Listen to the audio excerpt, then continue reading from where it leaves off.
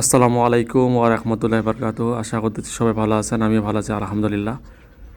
আজকে আবারও ভ্যাকসিন দিচ্ছি ফাউল কলেরা 0.5 ml ঘাড়ের চামড়ার নিচে। এই কলেরা ভ্যাকসিন আপনারা জানেন মানুষের কলেরা ভ্যাকসিন এবং মুরগি cholera vaccine same to same মহামারী রোগের কাজ করে। পোলট্রি ফার্মের যারা কাজ করেন এবং যারা পোলট্রি ফার্ম কার্যক্রম এবং পোলট্রি ফার্ম পরিচালনা করেন তারা কিন্তু সবাই জানেন ভ্যাকসিন ব্যতীত আর কোনো কিছুই নাই। ভ্যাকসিন এবং যে মেডিসিনগুলো আছে মুরগির জন্য অবশ্যই চালাইতে হবে। আর আপনারা যারা ভ্যাকসিন দেন অবশ্যই আপনারা ভ্যাকসিনের মর্যাদা বুঝেন।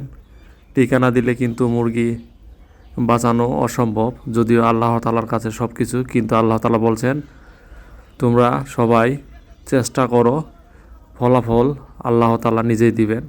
কারণ চেষ্টা না করলে কোনো সময় আল্লাহ তাআলা ফলাফল দিবেন না।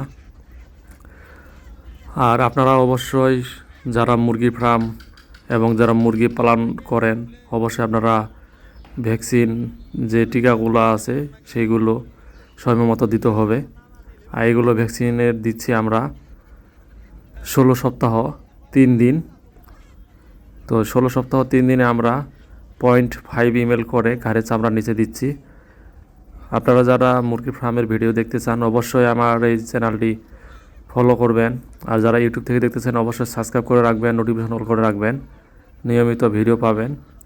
আর আপনারা কী ধরনের ভিডিও চাচ্ছেন অবশ্যই কমেন্ট করবেন। আমার এই মুরগির ভিডিওগুলো আপনাদের কেমন লাগে অবশ্যই আমি মতামত চাই। আর এই ভ্যাকসিনগুলো দিতে কিন্তু অনেক পরিশ্রম এবং অনেক কষ্ট, কারণ সারাটা দিন আমাদের এই ভ্যাকসিন করতে লাগে। প্রায় 11 থেকে 12 হাজার মুরগি, 10,000 মুরগি আর 1200 থেকে 1500 মোরগ, এগুলো দুইটা করে ধরে আবার ভ্যাকসিন দিয়ে আবার ওই দুইটা ফেলাই দিয়ে আবার নতুন করে আবার দুইটা ধরা লাগে।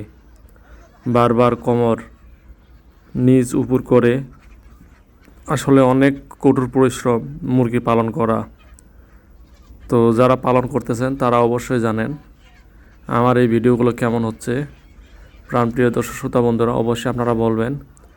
আর ভ্যাকসিন করতে আমাদের 3 জন গানম্যান মানে যারা ভ্যাকসিন দিচ্ছে, আর 15 থেকে 16 জন যারা মুরগি ধরতেছে, টোটাল মিলে প্রায় 20 জনের কাছাকাছি।